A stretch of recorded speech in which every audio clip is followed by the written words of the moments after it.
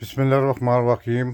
सबसे बड़ी खबर यही आ रही है काजी फैज़ ईसा साहब ने आज बाकायदा तौर पर ऑर्डर जारी कर दिया है कि ये कंसेंट से जो डेट दे रहे हैं 8 फरवरी की, अब इंशाअल्लाह ताला इस पर इलेक्शन होंगे, हम इस पर पहरा देंगे। दूसरी सबसे बड़ी बात यह है कि इलेक्शन कमीशन ऑफ पाकिस्तान ने बड़ी डाज देने की कोशिश की है।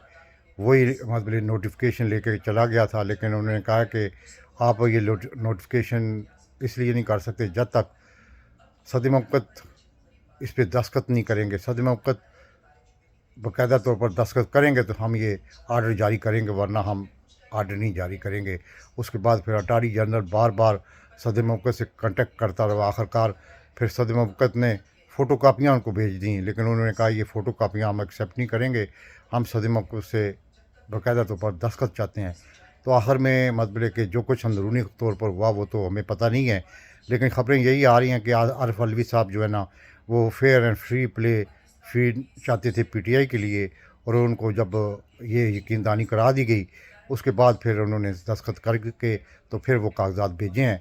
उसके बाद ये भी मतलब ऑन द रिकॉर्ड है कि वज़ीर दफ़ा ना वज़ारत दफ़ा के सेक्रेटरी ने भी काजी फैज़ से तकरीबन 1 घंटा मुलाकात की है। उसमें हल में यकीनदानियाँ करा दी गई हैं कि आप ये डेट दे दें, हम इंशाअल्लाह ताला अब इस पे इंतखाब करा देंगे। और तीसरी सबसे बड़ी खबर ये है कि इमरान खान साहब को इलेक्शन कमीशन ऑफ पाकिस्तान से जो पूरी सियासी जमात नहीं चाहती थी कि भले का निशान पीटीआई को मिले, वो इंशाअल्लाह ताला मिल गया है, और बाकायदा तौर पर उस पर कमिटमेंट हो गई है। अब कोई भी हेरा फेरी नहीं कर सकेगा, क्योंकि ये अब काजी फैज़ ईसा जो है, जो कुछ भी है अब पीटीआई के ख़िलाफ़ भी है, सदर के ख़िलाफ़ भी है, वज़ीर-ए-आज़म के ख़िलाफ़ भी है, लेकिन यह है कि वो अब पहरा देगा। चौथी सबसे बड़ी खबर यह है कि सियासी जमातें जो कि प्रोग्राम लेके बैठी थी टेक्नोक्रेट्स की और मतलब इसी तरह हुकूमतें चलाने की 2025 तक उनके जो ख्वाब हैं वो चकनाचूर हो चुके हैं।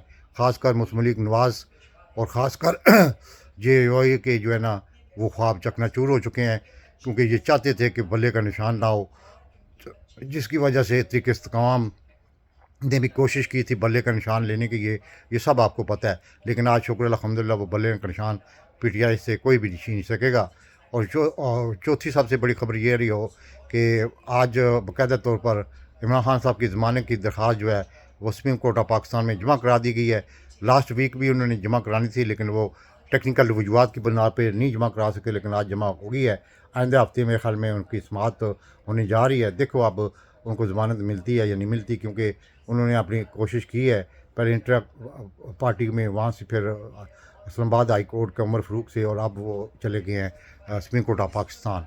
और आखिरी खबर ये आ रही है कि मुल्क में जो जलसे जुलूस हो रहे हैं, तहरीक इस्तेकाम पार्टी का जो जलसा हफ्साबाद में हुआ है, वही मतलब कि उनको डर था जो कि आज हो गया। अब वो कहने लगते हैं ये हमारे जलसे नहीं है बल्कि कॉर्नर मीटिंग है, क्योंकि जो अवाम का रुझान है वहाँ लोगों ने बाकायदा तौर पर मोबाइल में इमरान खान साहब की तस्वीरें लोगों को बता रहे थे, और लोग जो है वो कामों की मरीद के पता नहीं कहाँ कहाँ से लोग इकट्ठे करके लाए थे, लेकिन फिर भी वो जलसा नाकाम हुआ। फरदोश आसकवान बाकायदा तौर पर अब परेशान नज़र आ रही है, और जितने भी लीडर जो भाग गए हैं या जो जाने वाले हैं वो भी मतलब के अंदरूनी तौर पर खुश नहीं है। और आखिरी खबर ये आ रही है कि पीटीआई ने बाकायदा तौर पर मनसूबाबंदी कर ली है इस इलेक्शन में हिस्सा लेने के लिए। बाकायदा तौर पर हर हल्के से 3-3 उम्मीदवार जो हैं फाइनल कर लिए गए हैं, और आना अभी ये खुफिया रखे जा रहे हैं, क्योंकि अभी कोई पता नहीं है, क्योंकि यहाँ पाकिस्तान में कोई किसी को नहीं पता तो क्या हो जाए। और आखिरी खबर ये आ रही है असद कैसर को भी घर से उठा लिया गया है। उनके भाई की वीडियो चल रही है, आप देख सकते हैं। असद कैसर इसलिए उठाया गया कि उसको भी मतलब कि तहरीक इस्तेकाम पार्टी में परवेज़ खटक के कहने पे मतलब को उठाया गया है। तो सबको पता है कि बाकायदा कोई चंद है, चंद जो कि पता नहीं क्या नाम है उसको, चंद बाकायदा कह रहा था कि जो जुल्म सितम पीटीआई पे पंजाब हुकूमत ने करवाया वो मुस्लिम लीग के कहने पे करवाया है, जिसमें नवाज शरीफ हो सकता है, शहबाज शरीफ हो सकता है, मरियम नवाज़ हो सकता है। जो कुछ भी जुल्म हुआ है इस्टेब्लिशमेंट ने तो मतलब पीछे से सपोर्ट ज़रूर की है, लेकिन जो जुल्म करवाया है वो मतलब कि मुस्लिम लीग ने कारकुन पे करवाया है। तो कारकुन सारे जो है साझे होते हैं, यानी कि सब मतलब कारकुनों का ख्याल रखना पड़ता है। लेकिन वो चंद ने बाकायदा तौर पर उनकी रिकॉर्ड टीवी पे कहा है कि ये जो जुल्म हुआ पंजाब में ख़ासकर कारकुनों पे, वो मुस्लिम लीग नवाज़ और मुस्लिम लीग के नवाज के हवारियों ने और IG पंजाब और मतलब मुस्लिम नकवी ने कराया। इसी तरह का जुल्म जो है सबको पता है कि परवेज़ खटक जो है वो मतलब कि PTI के जो ख़ास बंदे अपने हल्का अवाम में थे उनको उठवा रहा है और उन्हीं को मतलब कि कंपेन चला रहा है कि ये मेरे साथ आ जाए तो मैं इस में मतलब कि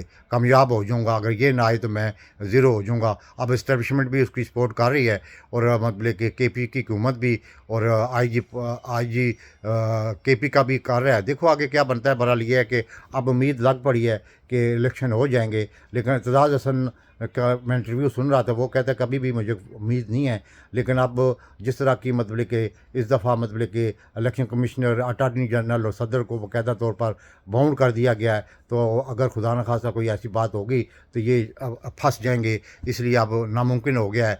और अब आगे देखें कि fair and free playing field Imran Khan साहब को देते हैं, इनको बाय करते हैं, क्योंकि जब तक इमरान खान साहब बाहर नहीं आएगा इस इलेक्शन की कोई क्रेडिबिलिटी नहीं होगी। इसमें मतलब कि इस्टेब्लिशमेंट भी फंस जाएगी, इसमें सियासी जमातें तो ऑलरेडी तो आपको पता है कि वो मतलब कि इस्टेब्लिश में 20 टीमें हैं, लेकिन यह है कि इस्टेब्लिशमेंट फंसेगी अवाम की नज़र में। जिस तरह लिम्स के बच्चों का अभी तक भी मतलब कि